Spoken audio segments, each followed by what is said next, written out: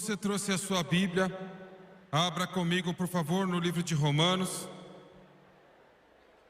a carta do grande apóstolo Paulo aos Romanos. Um versículo, no 8º capítulo, versículo 11. Romanos 8 e 11, diz: Mas se o Espírito daquele que ressuscitou a Jesus dentre os mortos habita em vós, aquele que ressuscitou a Cristo dentre os mortos vivificará também vossos corpos mortais, pelo seu Espírito que habita em vós. Este é o segredo da vida. E eu quero que você pense em um momento. Você quer saber o que é realmente viver? Sem Deus, o homem está morto enquanto vive. Ele diz que o Espírito daquele que ressuscitou a Jesus dentre os mortos habita em vós, e é aquele que ressuscitou a Cristo dos mortos também vivificará os vossos corpos mortais, pelo seu Espírito que habita em vós. Eu quero usar como título, nesta tarde, pregando por alguns minutos, as 4 liberdades da ressurreição. Na encarnação desta mensagem eu quero retratar para você as vitórias tremendas que Jesus conquistou para a humanidade em suas aparições da ressurreição. Ele nos conquistou a vida eterna pela sua morte no Calvário e a sua ressurreição dos mortos.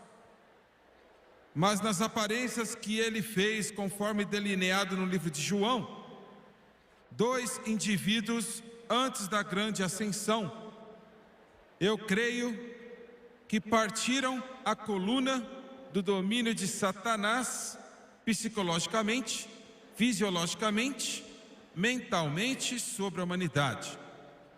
E eu espero, pela ajuda de Deus, falar isto para você. 4 liberdades da ressurreição. Abaixem suas cabeças. Pai Celestial, eu te peço, enquanto nós tentamos mergulhar na grande palavra de Deus, eu oro, querido Deus, que o teu Espírito nos capacite a pregar, para não glorificar a carne, Deus me perdoe, mas para exaltar aquele que pagou o preço, Jesus.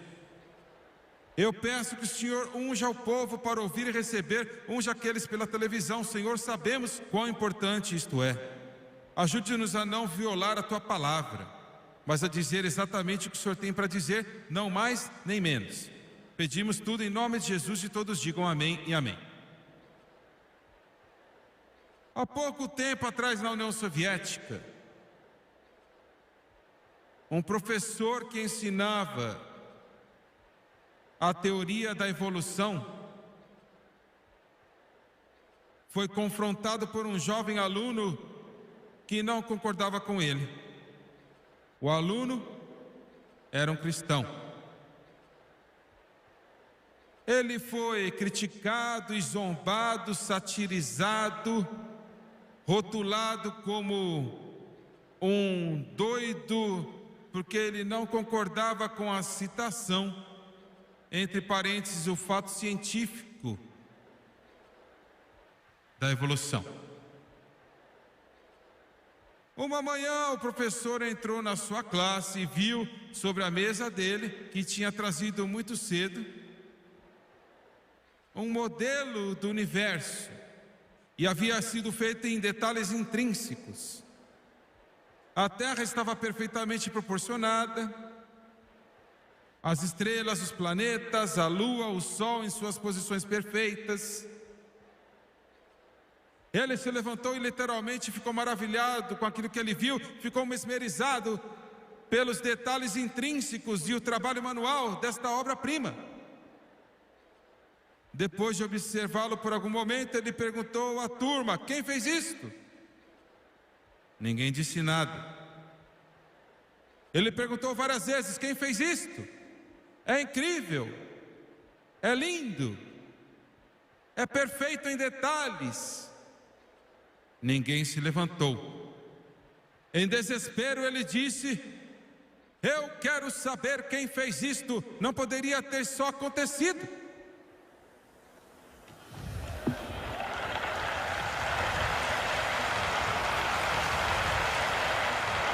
O jovem estudante cristão ficou de pé, ele foi aquele que tinha feito, e ele disse: professor, isto é exatamente o que eu estou tentando lhe dizer por 6 meses.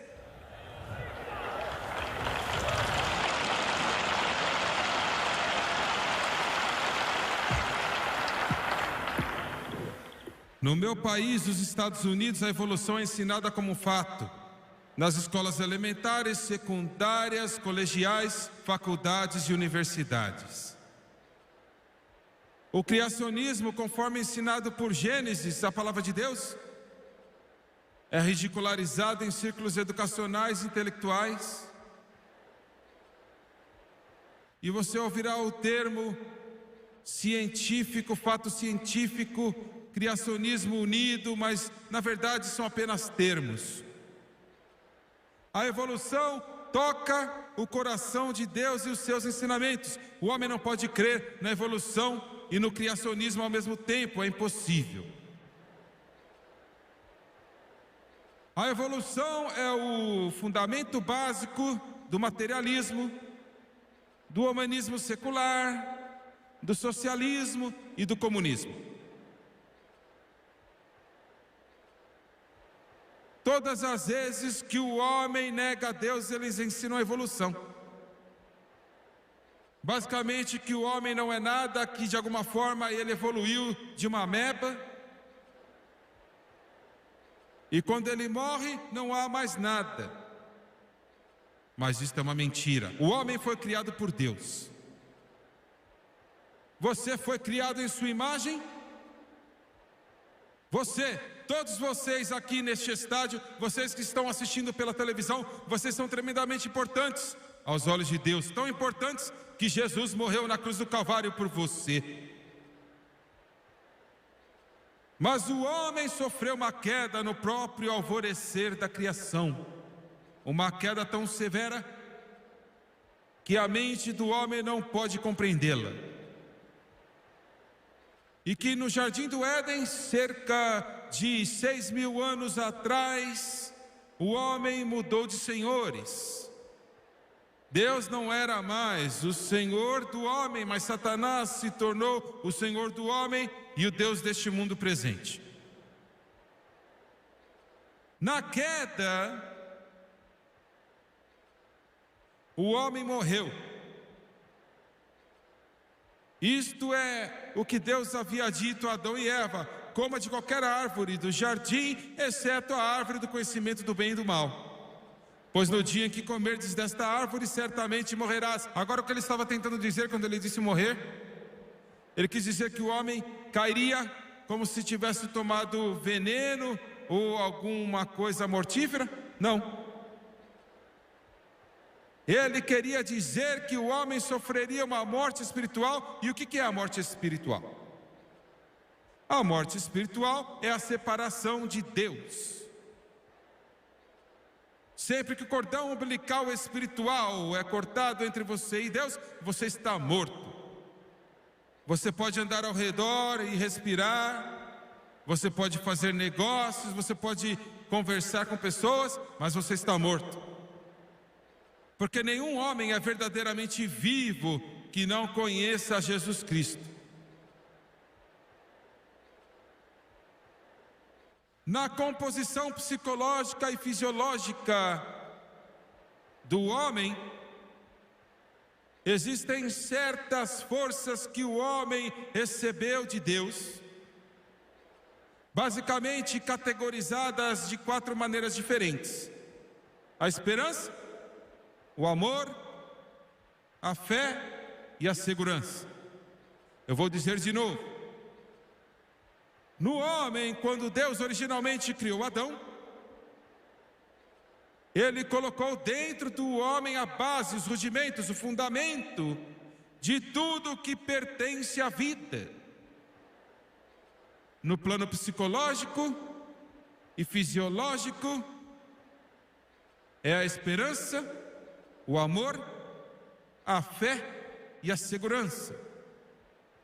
Mas quando o homem caiu, o homem perdeu aquele quarteto de poder,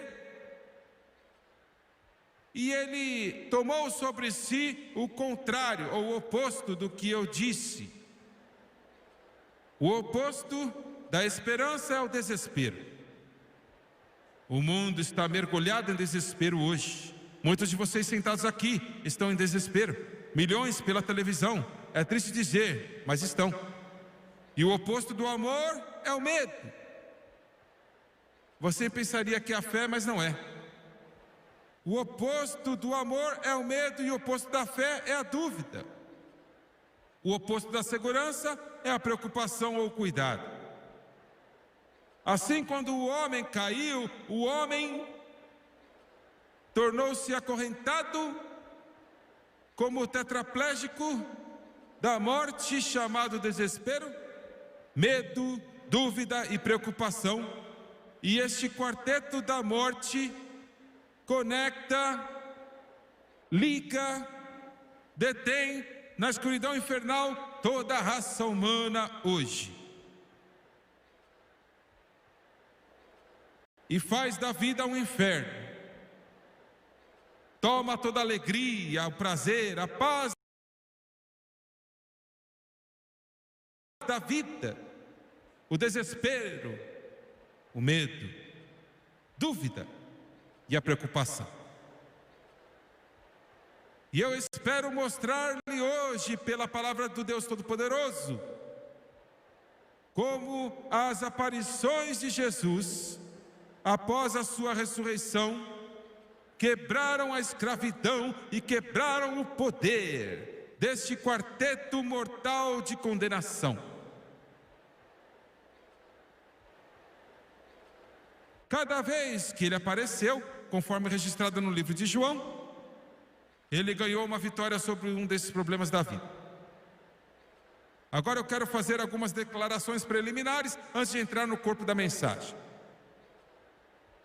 Nenhuma única pessoa isolada reconheceu Jesus Cristo depois que ele ressuscitou dos mortos, sob observação casual. Nenhum. Eu vou dizer de novo. Mesmo que Jesus tenha aparecido àqueles que ele tinha literalmente estado intimamente familiarizado por 3 anos e meio de ministério público, nenhum deles o reconheceram após a sua aparência, embora o texto grego nos diga que ele não foi alterado quanto à aparência que ele tinha. Haviam algumas exceções, impressões de unhas, etc. Mas basicamente era o corpo de carne, osso. Mas os seus mais pertos e íntimos não o conheciam. O primeiro ato registrado que temos é tão pungente, tão grave, com as possibilidades de vitória para a raça humana. E está registrado em São João capítulo 20, versículos 11 a 13. Belo em sua aplicação. Eu vou ler para você. Diz assim: São João capítulo 20, versículos 11 a 13. Mas Maria ficou de fora no sepulcro, chorando e chorando, inclinou-se e olhou para o sepulcro. Vendo 2 anjos de branco sentados, um na cabeça e outro aos pés, onde estava o corpo de Jesus. E eles lhe perguntaram: mulher, por que choras? Ela disse-lhes: porque eles tiraram o Senhor e eu não sei onde o puseram. O haviam colocado lá. A primeira aparição da ressurreição de Jesus foi para uma mulher que havia sido possuída por demônios. Maria Madalena, Maria de Magdala. E como ela estava diante desta reunião momentosa, naquele túmulo, e não havia nada mais presságio do que um túmulo, ela chorava. O texto grego diz que era mais do que uma lágrima, era o seu interior partido.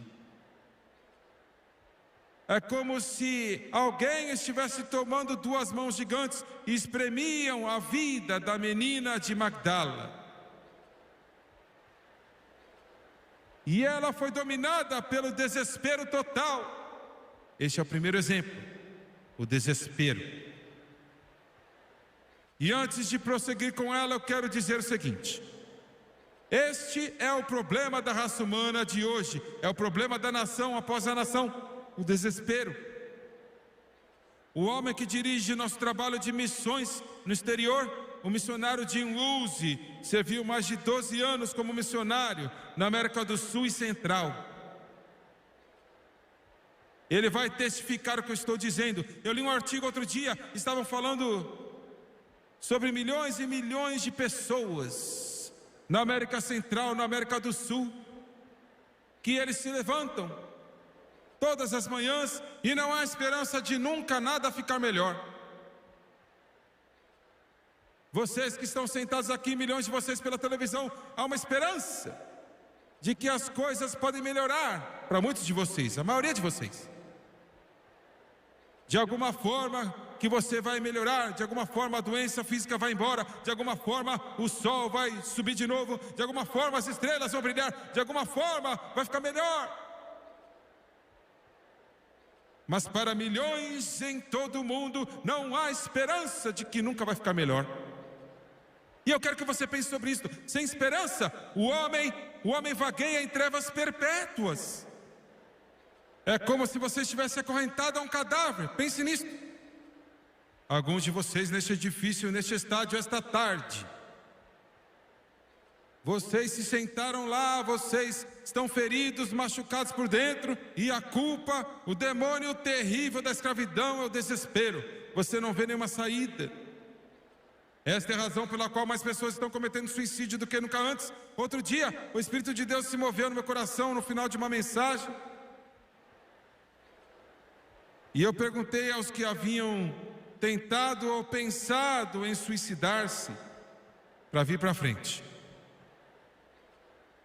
E eu fiquei chocado, eu esperava no máximo 2 ou 3 pessoas, mas dezenas vieram. Este é o ápice do desespero. Lágrimas rolando pelo seu rosto, sem esperança de viver. Nada mais é bom. Eu estava no telefone na semana passada, eu conversei com um homem e ele estava drogado. A sua esposa tinha acabado de se suicidar. Ela tinha basicamente morrido em seus braços. Ele tinha dito: eu não posso aguentar mais, eu não aguento mais. Sua vida era um inferno vivo, literal, na terra. Era uma batalha após a outra. Não havia razão para ele viver. E meu amigo está chegando a um lugar onde não há mais um caso isolado. Está acontecendo mais e mais e mais e mais. Alguns de vocês aqui hoje, a sua casa é um inferno. E ela tomou um punhado de pílulas até que o seu coração explodiu no seu peito e ela morreu algumas horas mais tarde. Desespero. Uma escuridão esmagadora. Eu não sei de vocês aqui na África do Sul, mas no meu país, nos Estados Unidos, existem 10,5 milhões de alcoólatras. Existem 7,5 milhões de beberrões. O negócio das drogas hoje nos Estados Unidos é de mais de 100 bilhões de dólares por ano. É um negócio maior do que de carros, drogas, o álcool, a cocaína, a maconha, a heroína. Por quê? O desespero. Não há uma razão para viver. O homem semeou a carne e a carne o homem colheu a corrupção. E Maria Madalena estava morrendo de desespero, e eu quero lhe dizer por quê. Agora se coloque no lugar dela por um momento. A Bíblia não fala muito sobre esta menina, tanto quanto o que aconteceu com ela no passado. Fala muito sobre o que aconteceu com ela depois que ela veio para Jesus. Simplesmente diz que Jesus expulsou 7 demônios. Deve ter sido um inferno na terra. Possuída de demônios. Como você se sente quando todos os vasos do seu corpo estão entupidos? Minha senhora, Como que você se sente quando você está agora usando drogas entre os seus dedos ou debaixo da sua língua e o seu ser todo é uma vida tentando receber efeitos? Como você se sente? Como você se sente, meu Senhor, quando o cerco está apertando e você não encontra uma saída? Você está preso, você está possuído. É um inferno vivo, é um pesadelo. E você está enfermo, doente, cheio de tudo, possuído por demônios. Maria Madalena, ela estava assim. Mas Jesus entrou na vida dela. Eu gostaria de estar perto e ver o testemunho daquele momento. Eu gostaria de ter visto aquele momento, aquela experiência quando ele a tocou e ela foi liberta.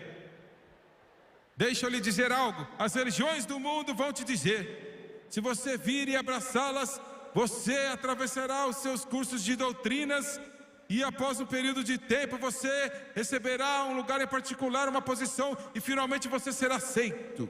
A religião é uma mentira.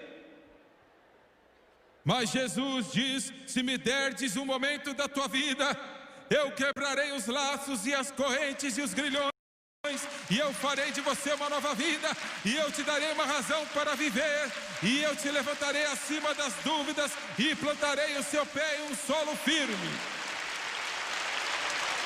Você sempre pergunta por que ficamos tão empolgados com Jesus. Eu não estou propagando uma teoria, ou uma causa, uma doutrina ou um dogma.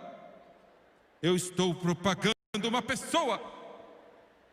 Esta é a minha mensagem, esta é a minha música, esta é a minha vida. E Jesus disse, saia dela. E esta mulher passou da morte para a vida, do inferno para o céu, do pecado para a salvação, da escravidão para a libertação. Glória a Deus! Não é de admirar que nós pentecostais, é por isso que nós gritamos. Nós não servimos a um Cristo morto, Ele está vivo, Ele pode libertar o cativo, Ele pode quebrar os laços e as correntes e os grilhões que unem a humanidade. Ele pode preencher o vazio em sua vida, garota. Ele pode lhe dar a emoção que você está buscando, rapaz. Mas espere. Espere. O que você que está aqui, eu não conheço você, mas Deus conhece a milhares e milhares de vocês aqui e milhões de vocês pela televisão. Antes que Jesus o salvou, você era um bêbado, ou uma prostituta, um drogado, um pervertido, um ladrão, um mentiroso, um trapaceiro. Você estava indo para nenhum lugar muito rápido, mas Ele te salvou, Ele te mudou. Muitas vezes você pensa sobre isto: o que teria acontecido se eu nunca tivesse ouvido falar dele? O que teria acontecido se ninguém nunca tivesse me contado? O que você faria agora? Olhe para mim atentamente, vocês da televisão e vocês aqui, pessoas da África do Sul. Se alguém disser a você que você conhecia a verdade, Deus está morto. Ele está morto.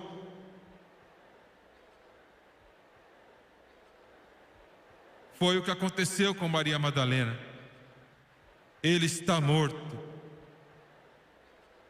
Se alguém me dissesse que Jesus estava morto, eu não queria viver. Não haveria absolutamente nenhuma razão, ou causa, ou propósito para viver. Eu logo fecharia os meus olhos na eterna escuridão da morte. E se eu achasse que ele estava morto, meu Deus, eu estava possuída por demônios, e ele veio e ele me libertou, e agora eu vou ter que voltar para aquilo. Eu tenho que voltar para aquela escuridão. Meu Deus, eu tenho que voltar para tudo aquilo. Mas espere. Maria,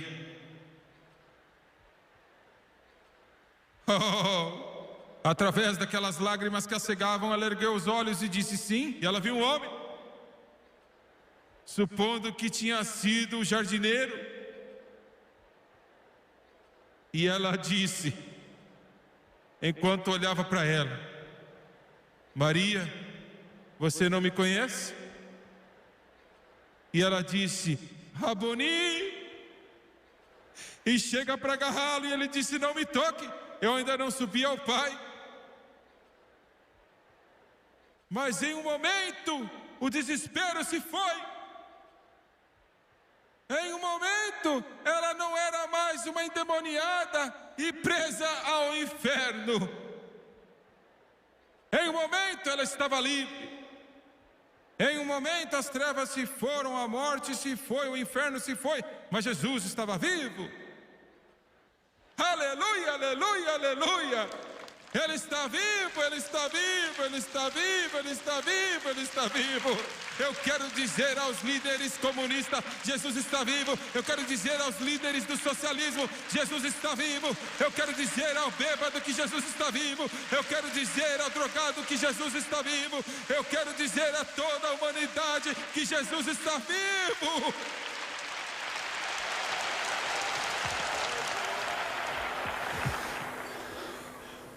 O desespero se foi, a esperança, você tem esperança, você tem a esperança bendita.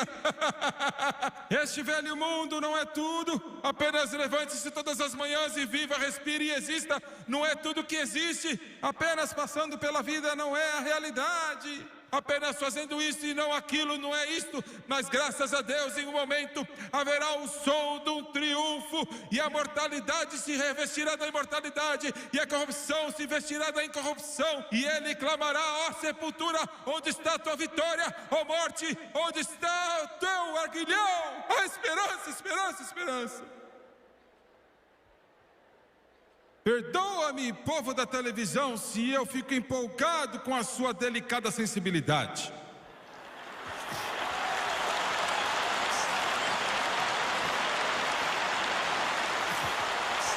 Eu não estou falando da cor das pétalas dos narcisos. Eu não estou falando de quem ganhou o troféu de jogo de rugby ou futebol, seja o que for que eles fazem. Eu estou falando sobre viver. E ele disse: se você tem a mim, você tem a vida. Ele disse: eu sou o caminho, eu sou a verdade, eu sou a vida. Ficar empolgado? Sim, eu fico empolgado. Você menciona seus jogos de rugby ou futebol e não me afeta nem um pouco. Você fala sobre a sua conquista científica, eu não me mexo. Mas quando você fala do Rei dos Reis e do Senhor dos Senhores, o mais belo de 10.000, os sinos tocam no meu coração. Há uma canção especial, porque Ele é a minha vida e a minha esperança e o meu sonho. Eu tenho esperança em Jesus, meu Senhor, aleluia.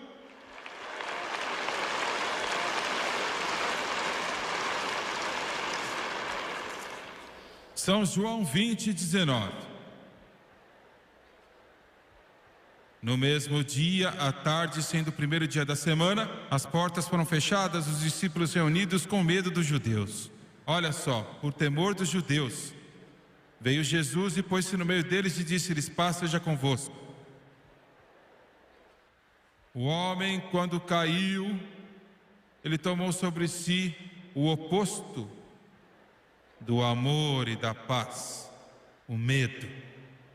A primeira coisa que Adão disse a Deus, quando Deus apareceu a ele depois da queda, Adão disse: eu tive medo. Medo. Os discípulos, sabendo que o seu mestre estava morto, trancaram-se atrás das portas e fecharam suas janelas com medo. Eu quero dizer várias coisas sobre isso agora e será dividido em duas partes. Número 1. Os psicólogos nos Estados Unidos nos dizem que existem 218 tipos diferentes de medo. Alguns dos cientistas médicos até nos dizem que eles creem que o medo pode causar alguns tipos de câncer. É o alicerce subjacente de tudo o que está errado com você, seja o que for, o medo. Temeroso. Ele leva um homem a uma posição que ele comete atos que são ininteligentes, as suas decisões não são corretas por causa do medo. Eu não sei você e o seu grande país, mas nos Estados Unidos milhões de crianças, 9, 10, 12, 14 anos de idade, estão nas drogas. E os melhores psiquiatras, eles estão certos, podem descobrir por que essas crianças, apesar da proliferação de informações sobre o horror das drogas, por que uma criança vai fazer isso? Por que uma criança vai fumar uma maconha? Por que uma criança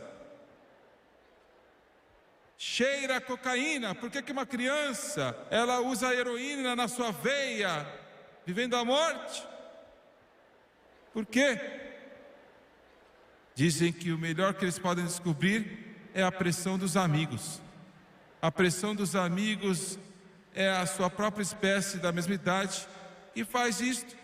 E eles querem ser como eles, por causa que eles não são como eles não são como eles, e eles têm medo que eles não vão ser mais parte daquele grupo. O medo. Quantos de vocês aqui hoje começaram a beber porque você quer ser aceito? E agora a sua vida está mutilada por causa disso.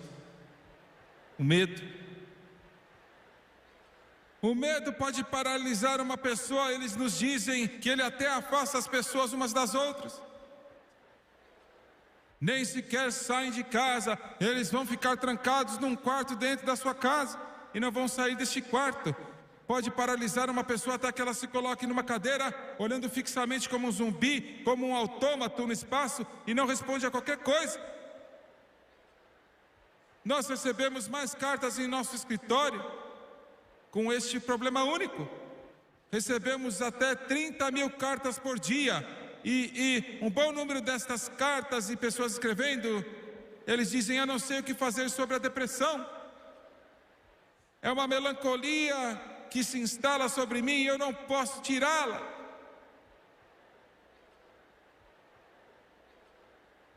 Este medo mórbido, eu não estou falando sobre esse tipo saudável de medo que você deve ter, que faz você sensato e que você não fica no meio da estrada. Eu não estou falando isso, eu estou falando deste pavor.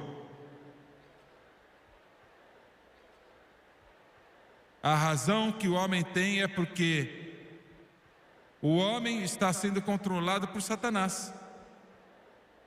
Todas as nações do mundo estão presas por isto.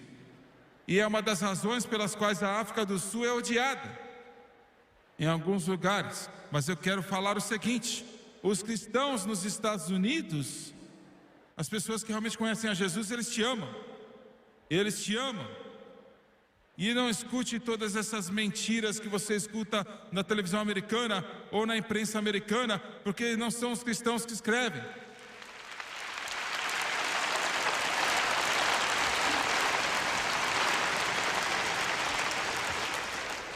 Mas em todo o continente da África, e eu não me mergulho na geopolítica, mas eu devo dizer, as pessoas respondem por causa do medo. Eles querem fechar a sua pequena área. Os discípulos entraram no quarto e fecharam as portas por causa do medo.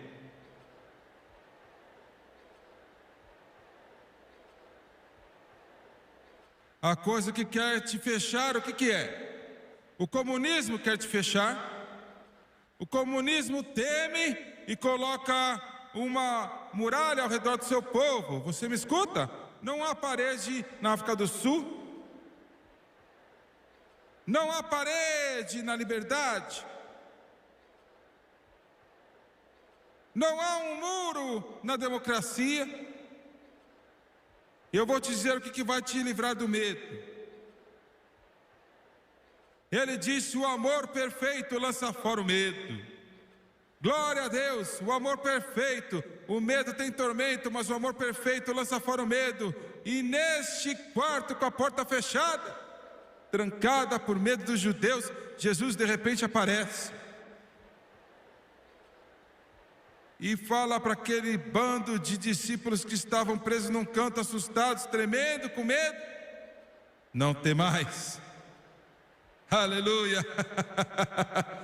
Você não sabe? Olhe para mim aqui. Eu não sou um espírito desencarnado. Eu sou carne e eu sou osso. E ele estava dizendo a esses discípulos: e você me escute, África do Sul, você me escute, América e o povo da televisão. Ele estava dizendo para eles que todo o império cativado dos Césares não podiam me matar. E porque eles não podem me matar, eles não podem te matar. Saia desse quarto e levante essa bandeira, porque aquele que está dentro de você é maior do que aquele que está no mundo. Não há nenhuma razão para temer. Um dia o comunismo vai quebrar e rachar, desmoronar e cair. Um dia o socialismo, o materialismo, o humanismo secular vai quebrar e vai cair. E esta terra não será povoada e dominada pelo fanatismo, pela escravidão e pela prisão. Mas ele disse: os mansos herdarão a terra. Isto vai acontecer, vai acontecer. Quando Jesus apareceu para os discípulos, ele quebrou aquela escravidão do medo.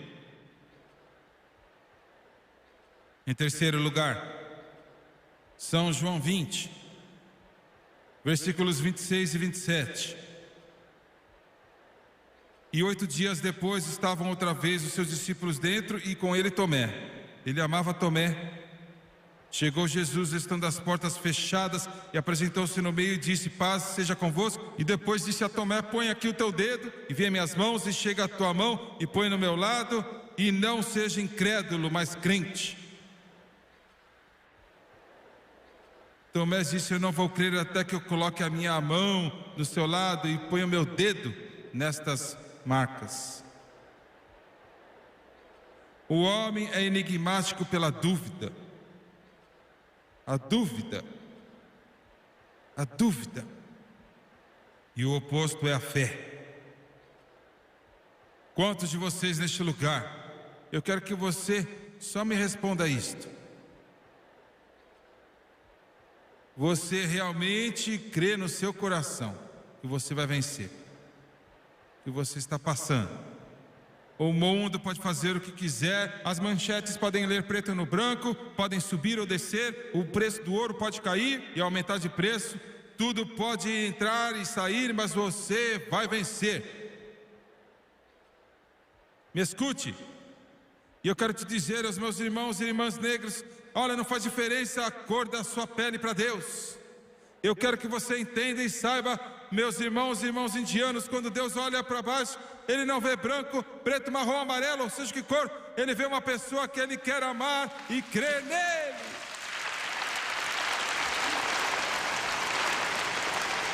Não diga: eu sou negro e isto significa que eu não posso ser nada.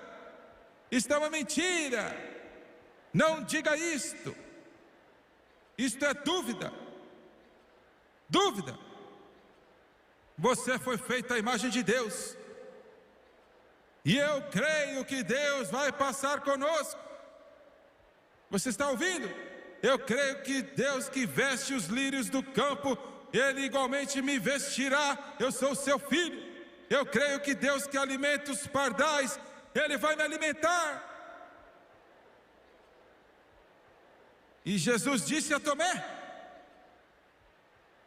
Você disse que você não iria crer, até que você pudesse colocar o seu dedo na ferida. Coloque.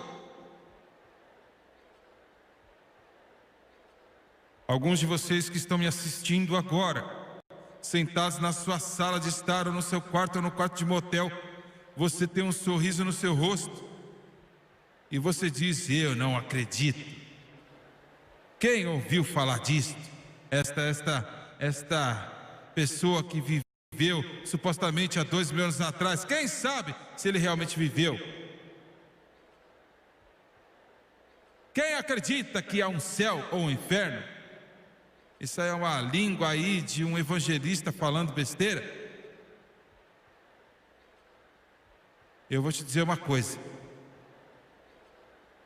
você não é tão incrédulo como você pensa que é. Se você fosse, você pensa que você estaria me assistindo?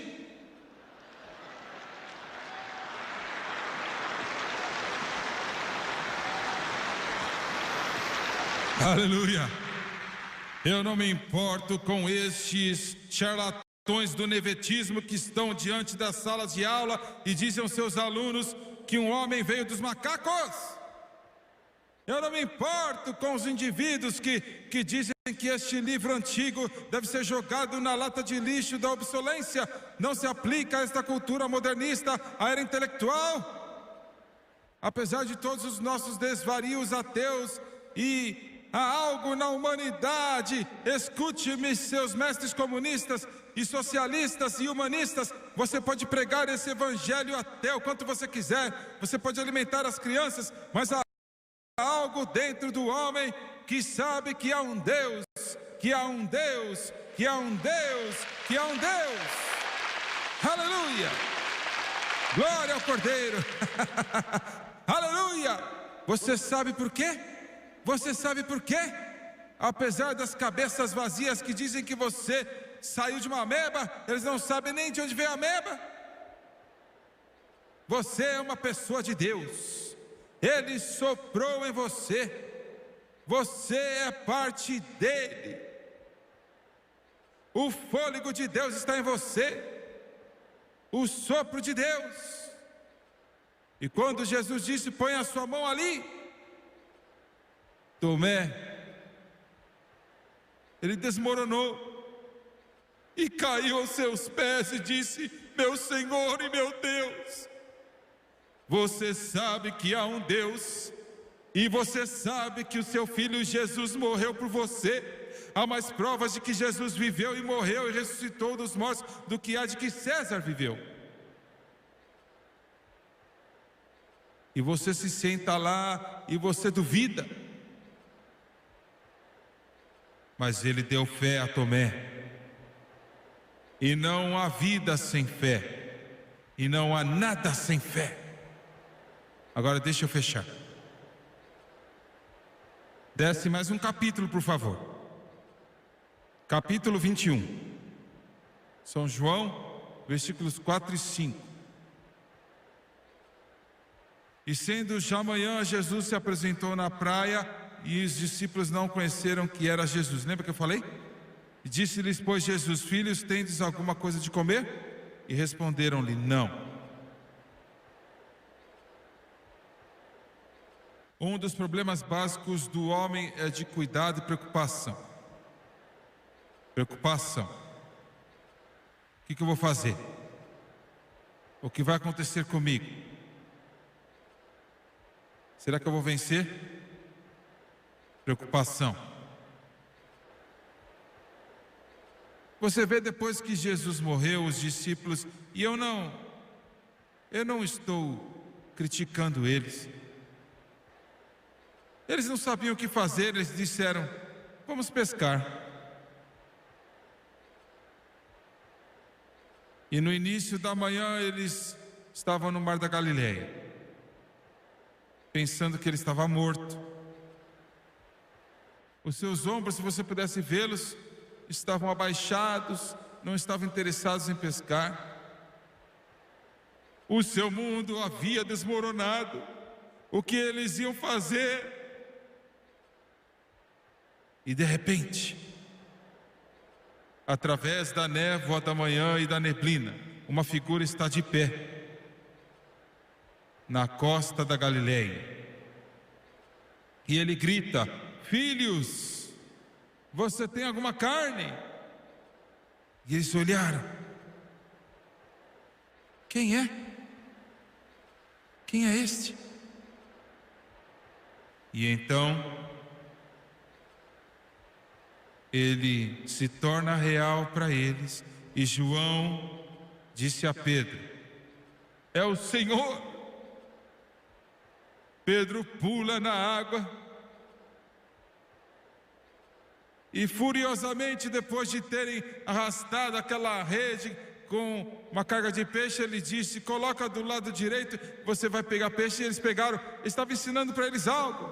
Ele estava dizendo para eles: homens, eu estou vivo, você vai pregar o meu evangelho, levar em todo mundo, e eu vou cuidar de você. Você não precisa se preocupar. E quando chegaram à margem, eles não disseram uma palavra. Havia fogo, havia pão e peixe, e eu quero lhe fazer uma pergunta. Eu quero fazer aos pregadores uma pergunta. Onde vocês acham que Jesus pegou o pão e o peixe? Pare e pense por um momento. Onde você acha que ele conseguiu?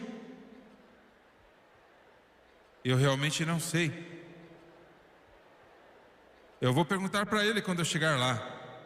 Mas eu acho que ele pode ter olhado para as pedras e disse: tornem-se pão e peixe. Lembre-se que Satanás disse: se tu és realmente o Filho de Deus, transforma essas pedras em pães. Pode não ter sido onde ele conseguiu, mas eu creio que ele fez isto. E ele os alimentou. Ele apareceu a eles e quebrou aquela escravidão da preocupação e lhes deu segurança.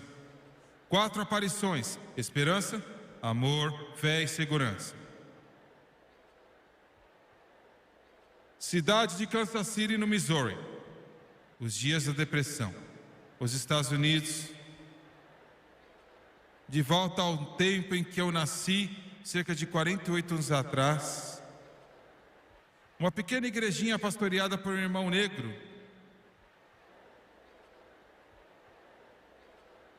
Com sua congregação de cerca de 40, 50 pessoas. Os tempos estavam difíceis. Eu não sei como que estava aqui na África do Sul naqueles dias, mas na América as pessoas estavam famintas. Não havia comida, e se havia comida, não tinha dinheiro para comprar. O aluguel estava vencido naquele pequeno prédio. Eles tinham que pagar $50. Eles estavam atrasados 6 meses e finalmente o homem disse: você tem que pagar ou você será despejado. Eles disseram: quanto nós temos que pagar? E ele disse $50. Ele poderia ter dito 50 mil. O irmão negro ficou de pé diante daquela pequena congregação e disse: temos que ter $50 nesta manhã, ou não teremos um lugar para adorar nesta noite.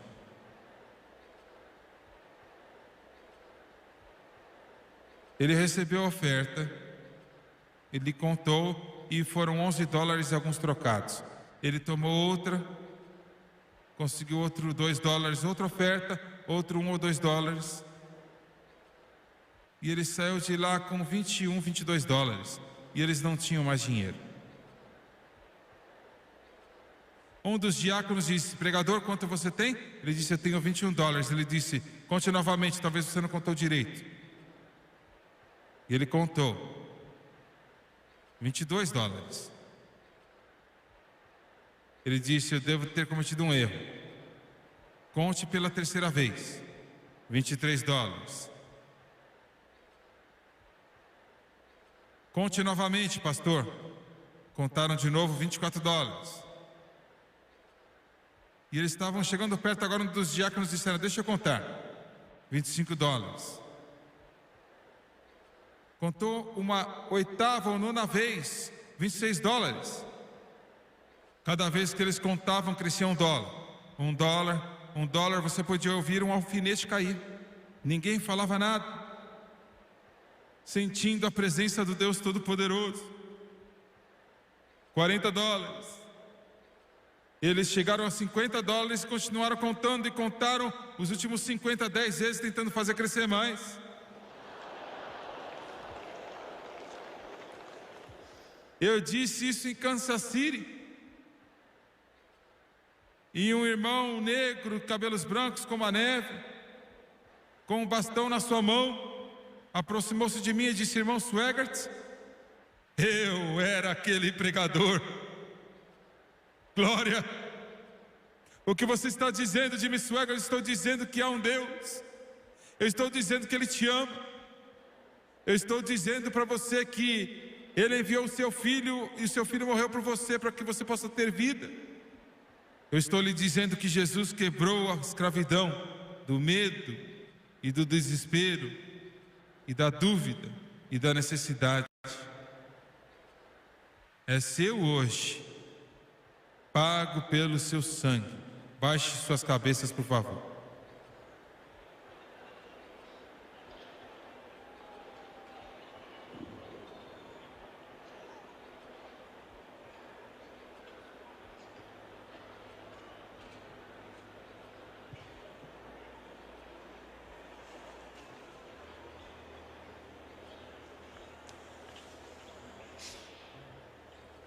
Senhor, eu estou tão feliz por te servir.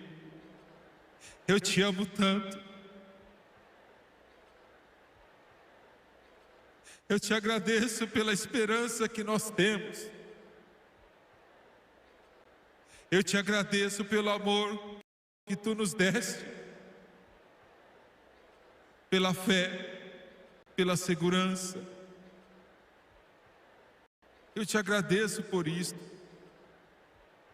Senhor, existem possivelmente milhares de pessoas neste grande estádio hoje. E eu sei que existem tantos pela televisão, mesmo milhões, que a sua vida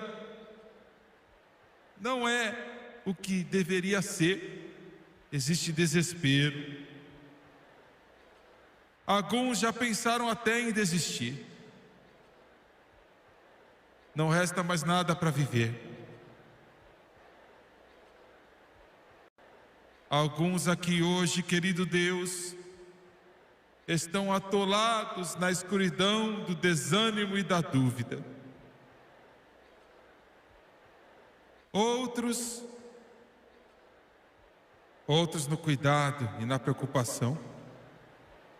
Mova-te poderosamente neste lugar, eu lhe peço em nome de Jesus, com suas cabeças baixas e olhos fechados. Deixa eu lhe dizer, eu vou falar com você por 2 minutos agora, só isto. Se você quer a vida real, eu quero dizer, você está cansado das promessas não cumpridas, decepções, frustrações. Você está cansado disto. Você está cansado da bebida e das drogas e das mentiras. Você está cansado das piadas sujas. Você está cansado do ânimo dobre, dos insucessos. Você está cansado disso. E você quer algo que é real, algo que é vivo. Eu vou abrir a porta e Ele vai salvar todos vocês. Quem quiser, venha e beba da água da vida livremente. E é tudo que eu tenho a dizer, só isto. Quantos neste grande estádio, Jimmy Swaggart, não estou vivendo corretamente? Eu quero o que o Senhor está falando, eu quero a esperança, eu quero a fé, eu quero o amor, eu quero a segurança. E você deixou bem claro, e eu sei que eu posso encontrar só em Jesus. Eu quero, e eu estou vindo para Ele. Eu preciso de oração. Você poderia orar por mim? Levante a sua mão. Em todo este estádio, não me importa quem você é, qual igreja que você é, se você é membro ou não da igreja, jovem ou velho, não importa, levante a sua mão. Eu não vou te envergonhar, eu te prometo. Levante a sua mão bem alto, lá em cima, no meio, dos lados. Levante sua mão. Eu preciso de oração, não estou vivendo corretamente. Eu quero que você está pregando. Eu vejo a sua mão. Obrigado. Levante, levante. Levante a sua mão. Negro, brancos, marrons, amarelos, não importa, não importa. Todos. Lá atrás. Ore por mim. Ore por mim. Muito bem, eu quero que todos fiquem de pé, por favor. Todos de pé.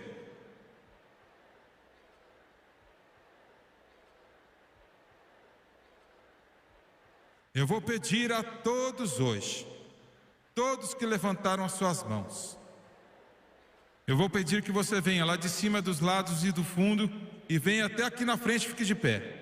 Se você realmente quer fazer isso, se você realmente está cansado da direção da sua vida e você quer uma nova vida, eu quero que você venha. Eles vão cantar agora em um momento. Venha. There's room at the cross for you. Yes, there's room at the cross for you.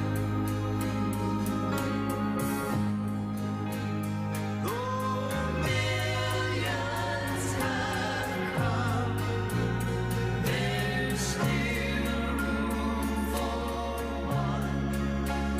Yes, there's room at the cross for you. I feel it in my spirit. He's saying, come. I'll give you life. I'll give you hope. I'll give you security. I'll make your dream come true. Yes, there's room I'll give you a new beginning, a new start.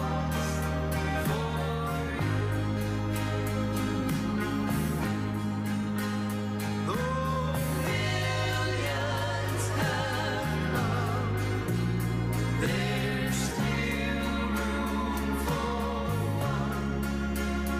Yes, there's room at the cross for you. There's room at the There's room at the cross for you. Jesus.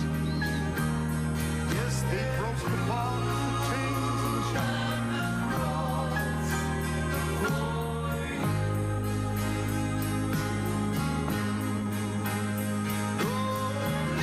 millions have come, there's still room. Come on, come on. He loves you so much. Yes, there's room at the cross for you.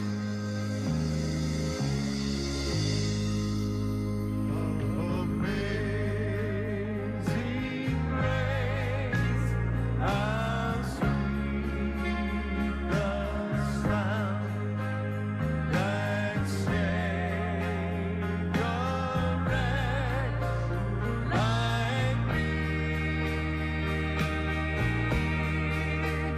I once was lost, but now I'm found. Was blind, but now. Sing it one more time. 'Twas grace that taught my heart to fear. It was grace that taught my heart to fear, and grace my fears relieved. How precious did that grace appear, the hour I first. Just one more time, Thomas. Through many dangers, toils, and snares.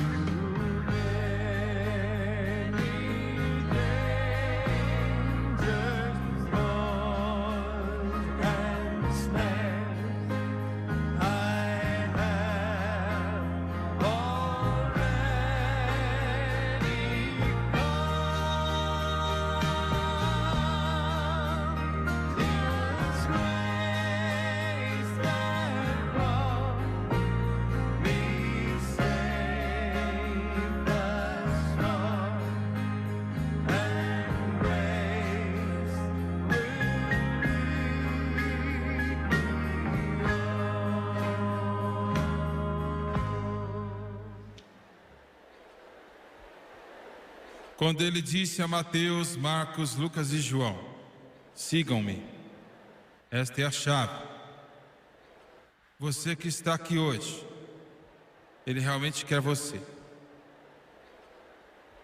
Ele não realmente precisa de mim ou de você, mas eu e você, nós precisamos dele. Só ele tem vida, e nele há vida e não há trevas. E quem tem ele tem a vida. E se você o aceitar, não importa a cor da sua pele, e dizer: eu vou te seguir, ele lhe dará uma vida abundante. Agora eu quero que você abaixe suas cabeças, por favor, feche seus olhos. Eu vou orar a oração do pecador, eu vou fazer tudo o que eu sei fazer para te levar até o trono da graça. E eu quero que você repita esta oração após mim. Dizer uma oração não vai te salvar, ler uma oração não vai te salvar, memorizar uma oração não vai te salvar. Mas se você crer nas palavras que eu vou dizer, com o seu coração, você será salvo. Agora vamos orar. Vocês pela televisão, ore conosco onde você estiver, por favor. Querido Deus no céu, eu admito a Ti, que eu sou um pecador perdido. Eu não consigo me salvar. Eu não sei o caminho para casa. Eu preciso de sua ajuda. Eu estou lhe pedindo agora que o Senhor me limpe e me lave com o teu sangue precioso derramado. Eu estou cansado desta velha vida. Neste momento eu comprometo a seguir a Jesus. E na santa palavra de Deus, no livro de Romanos, capítulo 10, versículos 9 e 10, diz o seguinte: se você me confessar com a sua boca e no seu coração crer que Deus ressuscitou a Jesus dos mortos, você será salvo. De acordo com a tua palavra, querido Deus, com a minha boca eu confesso a Jesus Cristo, e em meu coração eu creio que Deus ressuscitou a Jesus dentre os mortos, e agora Ele está vivo. Eu o aceito, Jesus Cristo, como meu Senhor, o meu Salvador e o meu Mestre. Venha ao meu coração, entre na minha vida, e eu te seguirei. Eu creio que neste momento eu sou uma nova criatura. Eu nasci de novo, eu sou lavado e eu sou salvo. Glória, aleluia, louvado seja o Senhor.